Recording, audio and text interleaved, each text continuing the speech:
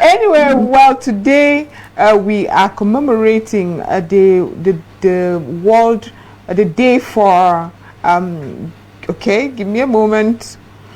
Commemorating World Day for Prevention of and Healing from Child Sexual Exploitation, Abuse and Violence.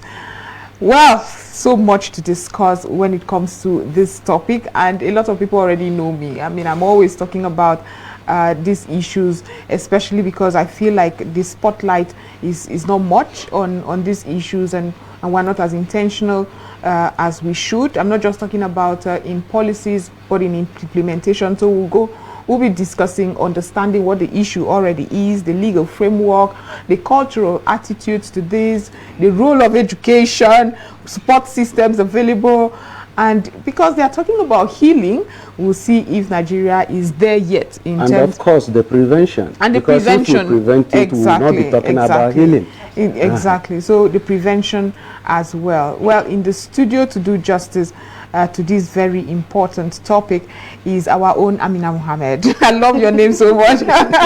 Amina Mohammed. Amina Mohammed is so much, but above everything, she's a woman and child rights advocate. Thank you so much for being part of the program. Thank you so much for having me. Right. So, well, I think you should just give us an overview. I mean, when we talk about prevention first of all, and then healing of child victims of sexual exploitation. Where are we? Where would you say Nigeria is? Remember the last time you were here, we were talking about the VAT Act, the repeal of the VAT Act, and that brought so much emotions from both of us. I hope we don't go that route any longer. But yeah, where are we? Okay, that's a very heavy question. Good morning. My name is Amina. So for the issue of sexual exploitation of children, I'd like to say that on paper, we're not exactly where we want to be, but considerably, on paper, we're doing quite well because we have a lot of policy directions and framework, legal frameworks that prevents child exploitations and also states punishments for child exploitation. I give you a good example. We have the Child Rights Act, which has been adopted, I think, in most states. We have the VAT Act, also the VAT law. It has been the VAT law specifically has been domesticated in, I think, all the states save for Kano, and Kano they choose to use the penal code instead, the Sharia law. So, on paper, really, for example, the Child Rights Act states that a child is anybody under the age of 18. That's section 277. Then section 21, 23 of the VAT Act also states that, for example, for crimes like FGM, you have 5 years imprisonment and fine up to 500,000 or both, depending on the case. You have child marriage. It also states punishment for child marriage if you obeyed it, if you whatever role you have to play, betrothal, etc. That it stipulated a punishment for it, right? So on paper, beautiful. Well, yeah. Right, not like, although even some of this law, some of this acts, some of this legal framework still have holes in it that we hope that we can fill up. But I mean, we're humans, and it's been a while. It's been there since 2003, so it's only natural that we expect that at a point we need to and strengthen it. But so far so good on paper. However, the problem as usual is implementation. Our implementation is abysmal. Let me just be honest. For example, we have 36 states across the federation, right? And we have we're a population of over 200 million, but we have only 35 centers across only 19 states. That's when I say center, I mean sexual assault referral center, SACT. That's the centers where you can go to report cases of abuse, the centers where you can go for psychological welfare. Wow. Centers where you could go for how many again? 35 across 19 states. Wow. 35. Yes. 19 states out of 36. As a matter of fact, I expect one in every local government. Exactly. But that's another problem again, because in fact, these 35 are not even located in the rural areas. These 35, some of them though, are located in the rural areas. However, a large chunk of them are in city centers, right? And that's a problem, because now, taking us back to issues of prevention, one major role that we've come to realize, one major what's the word I'm looking for? Challenge. Not challenge per se. One major act now, so to say, that is going to help prevent sexual exploitation, especially, is education. not just any kind of education, sexual education. This part of the world shies away. It is always the elephant in every room. When you talk about sex education, everybody turns around. Yeah, no, nobody wants to discuss it, right? Exactly. But the fact that you and I are here is proof that people are actually having sex, right? So you would think something so natural would be so shrouded in secrecy. It's amazing. So we have seen that education plays a crucial role, but in most of these rural areas, okay, for example, now I'm the team lead for Shafen. We do these sensitization programs where we go to schools and we talk about CSE, that's comprehensive sex education. We do SRHR, sexual and reproductive health and rights, etc. And for our organization, oftentimes we do target rural areas, right? Because especially out of school girls, they are more prone to these things. However, you will notice that education is not even in this rural area. That's your formal day-to-day education, right. The one you go to school Monday to Friday. It's not even there. So by the time we are targeting, say, schools now, for example, we are saying that we want to work with girls in school. Some of these areas don't even have the school for you to visit. Now, education plays a pivotal role in terms of making sure that issues like sexual exploitation is kept at bay, because then when people are informed, a lack of information, ignorance truly is such a disastrous belief. Indeed. Right? The lack of information, the lack of education is what birthed a lot of this. I give you a good example. Recently we were in Sokoto for a project for out of school girls, and we talked about consent. It was a very full, rich discussion with the girls. And we were on about consent. We always make sure that we do it in the local language so that everybody understands. Exactly. Right. And when we were done, we were like, oh, feedback. And about 2 ladies were like, so we're like, consent, you need to give consent for someone to even as little as hold your hand. You should be good with it. I'm not comfortable with anybody holding my hand. I am not comfortable with anybody even tapping me to say, I prefer that you talk to me, I can hear you, I'm not deaf. So we're talking about it, and we're saying that this is it. You should not, nobody should touch you, nobody should do anything to your body, And some girls were like, they did not even know that they had the right to stop. Because some of them hawk, and you know how it is out on the street. Exactly. You see boys grabbing them, and they said, and we're even telling them that in fact, when somebody abuses you, it's no longer your case; it's against the state. The law, the state. Exactly. Yeah, it's against the state. So it's not even about you anymore. It's with the government. So you can imagine how much rights you have, right? And it was such a shock to them, because they're like, what? Sure. So exactly. I have this right. So they're not even aware of it. How do they now defend it? Okay. Let me take you back a little from what you said, that on papers that we are doing well. Is on the policy issue. Don't you think that a lot of people, especially from the local, do think that these policies are alien to them? Take for instance, when you are looking at from the cultural background, a 60-year-old man going to marry a 15-year child or 12-year and things like that. What is your organization doing to encourage the locals that these laws are meant for them and it should come from them instead of coming from outside? So one thing we always encourage as Shafen, like most organizations, is by the time we take interventions, sensitization programs to the community level, we always like to promote a sense of ownership. Now, promoting a sense of ownership ensures sustainability. Because now it's within them to ensure that it works. Because when you go there, you are not coming as if you're going there for gentrification, as if you're going there to colonize them or to make them feel like, oh, their age-long culture is very terrible, and you are here with the new normal, you are here with what is best. What you're going there is to let them know that I appreciate your culture. However, these are some of the issues that comes with it, and these are ways that we think is better. So it's not left for them to now chew on it and stew and decide to say that, okay, this actually. So basically what we do is lay out the pros and cons. For example, we have a project in Jigawa at the moment, right? And it's on ending FGM. Unfortunately, Jigawa is among the hotspot states for female genital mutilation. Female genital mutilation is basically the clipping. Yes. Right. Oh my God, that's another conversation. So at the moment, Shafen is doing a project there in Jigawa, and what we're doing is we're not just so what we wanted to do is do a school-based approach. We go to schools, but we're not just going straight to the schools. We're also involving key stakeholders in this rural community, starting with the Ministry of Education, the Ministry of Women and Children Affairs.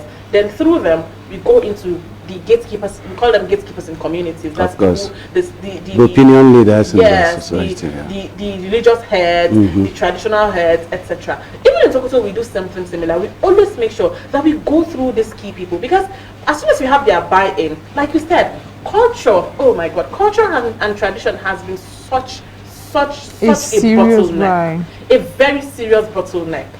Anything that is enshrined in culture is very, very hard to break, because it's a long practiced act. For example, especially when it is also enshrined in the religion, so to say. Oh my God, that's another thing. And so I keep saying that one thing that I don't know how it happened, but one thing that's happened over time is the way religion and culture has been paired, such a way that there is a very thin line, yes. And now the line is completely obliterated. And then the justification is now religion, because that's where you hold people, because you don't want them to go against their God, exactly, which might not even be religion. Exactly what we're saying. What I am saying. Nigeria is such a religious country, so people have come to realize that if you want anything to pass, just are we really religious, or we are believers, so to say? So to say, I mean, we appear as religious, right? Because honestly, I know that one thing for sure. If you want to get anything done, just say God said, or preach it. When a man says and he said, God said, because some of the religion are backwards. Right. They are anti-development, especially in the case of this very child. That's where she is coming from, that it's not even about the religion itself, it's the cultures that have now mixed in. It's not even enshrined in the religion at all. Most of it is cultural, but it has been made to look like it is actually religious. Good. Most of it, a plethora of it. I do not think that there is any religion on the face of this earth that is going to encourage harming a child. People, I don't know if you've seen the video recently going around on social media of a lady who told her story of FGM. She said that the lady in front of her, they took her in, they were on a queue to get caught. The lady in front of her, when they took her in, when they caught her, she bled and died right on the table, and they just brought her her corpse right on the table. So people are actually dying. Yes. It's not as if they rushed her to the hospital and she took a while, then she died. No, she died right there. She entered with her 2 legs but came out as a corpse. And because of the pressures that often come when you're not caught, oh, you're not a complete woman, and all of it is the guilt it's like tripping, a rite of passage. And most of it is enshrined in culture and tradition. And if it is supposed to be done, why is there no medical expert around? Or why is it not done in the hospital if it's actually supposed to be done? Well, now, because we've been seeing something similar, there are some medical practitioners now who now do it in the hospitals. And we have problem with them, because I am sitting and I am thinking, so when I hear people say that just because you have a master's, you have a BSc, does not necessarily mean that you're very bright or you're very intelligent. And I'm trying to think, I think these people actually are onto something, because you cannot go through school 6 to 7 years and still come back and decide to preach FGM to the extent where you are now legalizing it in your own clinics. And that's why I keep telling people that as far as religion is concerned, know God by yourself, not through another person. Exactly. I love that. You go and read about your religion. Not just because somebody came to the altar to come and say that, oh, this is what God said. Find the proof. That is what it's actually coming from God. Yes. Let's respect our religious leaders. Let's respect our clergymen. But at the end of the day, remember that they are humans and they are prone to mistakes. They are also prone to selfishness. Exactly. So make sure that you find out God for yourself. Because a lot of these things come and they're like, oh, it's religious. And you're like, really? Where's the proof? Okay, for me now, I'm a Muslim. Oftentimes our proof comes from either the Hadith or the Quran. And, mostly the Hadith and the Quran. That's where most of our proof come from.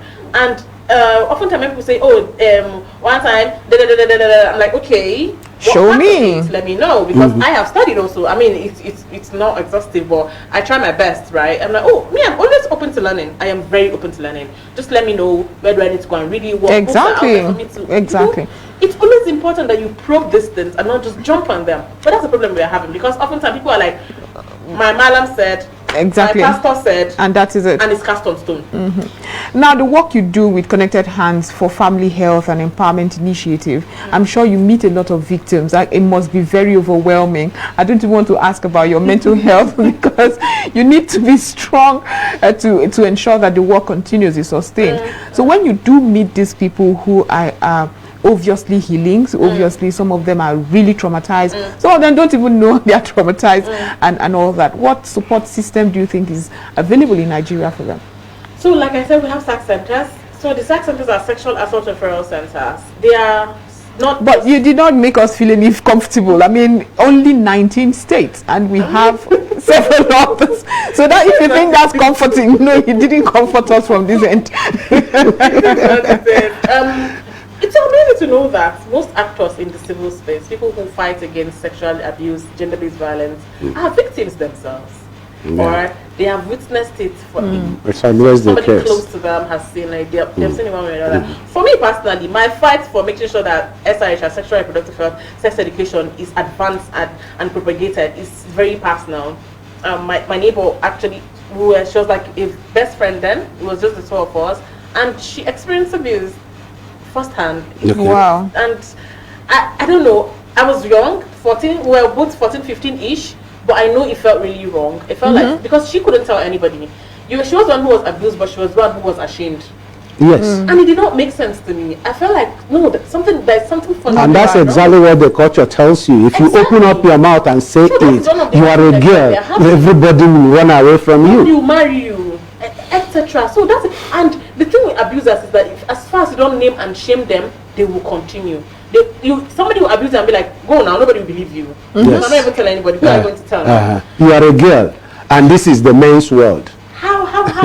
Anyways, back to your question. So for that, often I encountered it because we are not a center at Shafen. We're not really a center. So what we always do is referrals. So, we have a handful of centers here and there that we can actually refer the victims to, and then personally from our own end, maybe we'll try to check up with you, just if we can go ahead and maybe enroll you in little online programs that you can, just something to get your mind off it, just something encouraging, something that allows you to reintegrate right into the society, because it really does a number on the survivors. Like it does it. I cannot begin to explain what it actually does to them, to their self-esteem, to their person. It entirely changes the trajectory of their life. But that's part of what I wanted to ask, because I really want to know what are the biggest challenge of these very victims. The victims, what are their challenges? So we've already stated one of it, which is the culture of silence, and the that's mostly enshrined in culture. Okay, for example, in one of the centers, a mother came to report that her children were abused, and they were abused by their uncle, that's her brother. And when she came, her mother was threatening her that she was going to curse her. She wanted to bring shame to the family. Yes. And 2 children were abused. One was 4, one was 6. Wow. And they were abused by their uncle. And the woman was ready to get justice for her children. She did not care that he was her brother. She just wanted justice. But her mother was, oh my God, it was. You cannot do this to the family. Oh, you want to drag the family name. But in truth, the person who abused children is the one bringing shame to the family. In truth, let us call it what it is. It is let's call it spade, not a a cooking spoon. Right. It's the person who abused. So now it's one of the challenges of the victims, because they feel like society is going to point fingers. Every time I go out, people, they'll be like, oh, that's just the one who was abused. I love to say that we should, in cases like this, we should replace sympathy with empathy. They don't need you to sympathize with them. They need you to empathize with them. 2 different things entirely. So you don't go back saying, sorry, no, please no. What people, and also they don't want to hear things like, it could have been worse. You got. No, really. These are some of the things that we face. Yeah, exactly. You need to know how to talk. That's why I used to say that if you're not a registered psychologist, if you're not trained to do this, please do not. Don't even try. Don't make you worse. But I think everybody should just learn, because we encounter these people a lot, and so I freeze often. I freeze because I don't want to say the wrong thing, and I want to encourage you. Yeah. And yet, I think we all should learn. Oftentimes, what I always encourage is asking them what they want. Right. Sometimes when you meet some of these people, you think that all they want to hear is word of encouragement, but actually what they just want to hear is silence. They just really want somebody to actually just hold them and make them feel like they're still a part of the society. Exactly. So I think that oftentimes when I meet people, especially in this space that we work with, so we often have sessions where we unburden because of the kind of work we do, and some of my colleagues do share, and often what we do is after the event, you don't go telling them, oh my God, yeah, sorry, I didn't know that happened to you, please. Okay, Please leave it. are there resources? Are there resources available for the survivors and also for their families? I know you asked me for some of the challenges. That's another challenge, right? DNF, Donatien and Zamandi Foundation, is very big on sexual assault reference. They're a sexual assault referral center, and I know that I have witnessed firsthand that sometimes they have constraints in terms of, because they have some survivors that they have accommodation for survivors, right? They have young girls who have been molested and they ran away from home, women who have been abused by their husbands and they left, etc. So you can imagine feeding all of, you don't want to know how many survivors they have. So you can imagine having to feed them, be responsible for their clothing. Some of them even go to school. You can imagine what it will take. Resource is always a problem. Resource is always a problem. And I also feel like law enforcement agencies need to do better, honestly, because they are whatever happened to that desk, that gender desk that we were advertising one time? And I remember somebody having an issue firsthand. I mean, she had this issue with her husband. The husband was being abusive.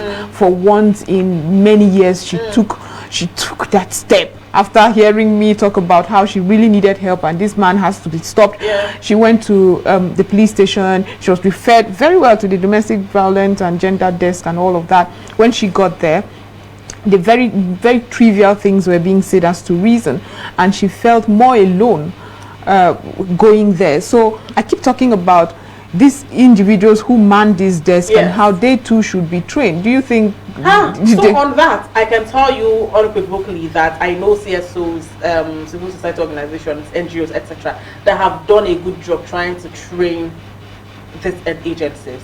I am not even joking. They have put in a lot of money to train them in different states. But I think one of the issues that we always have is that, I give you a good example. I train you, for example, now you work with one of these agencies and I train you and you come. When I train you, you don't go back to step it down. Right. Over time, you probably leave the agency and you move to another one. Somebody else comes instead and doesn't know anything about it. And again, nepotism has always been our problem because in most of these agencies, you find out that people that they are not even competent, they are not supposed to be there. But because you know somebody in the right place, you got the job, and then you are sitting there clueless. And you don't know how to handle this, because tell me why a survivor will go to the police station and they'll tell her, you sure say you don't enjoy him. You said, why they see this your eye? How does that make sense? And sometimes even the officer himself will turn to become an abuser. Exactly. We have had cases like that, honestly. We have had cases where she had gone to report and she was abused. Again. And see, the problems that we have are, the list is really quite very long. And it tires you at some point. Yes, exactly. You're like, tires you. Again, with the way our system is, every time there is a change in government, you realize that all civil society has to start all over again with a new government. It means that all the years that you have put into the work, you have to go right back. No continuity. It's a problem. You have to go right back and start all over from the top, because there's a new person on seat who you need to first convince that this thing they are trying to do actually makes sense and is going to work for the people. And if he's not convinced, that's another problem. You cannot continue with what you have started. Then when he's convinced again, you need to now come back, show him the plan, start all over again with him and his people. Because oftentimes, when new governments come, most of these key agencies now that are in charge of policies implementation, they change them. Okay. And it's a problem. Exactly, because you've trained these people. Exactly.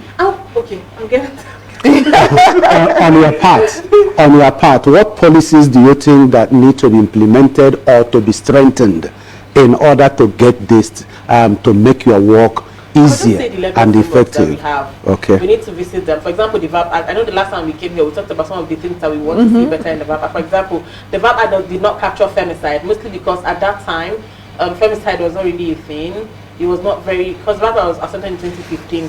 Femicide is basically the killing of females, and it has been on a rampage lately. In fact, my friend Hawanuhu, she works at Human Angle, she just recently published one very human angle story on a lady who was killed as an honor crime, right? And it's on a rise, right? Yes, yes, and we would like to see it's being captured in the VAP Act. We also like to see that sexual assault referral centers, for example, increased. Yes, for example, the primary healthcare of 2014, provision of 2014, actually asked the government to give 1% of its consolidated revenue fund to the primary healthcare across the federation. Although that has been also terrible, it's not really going very well. That's 1%, just 1%. But so far, of the 1%, they keep getting maybe 30 something to 48%.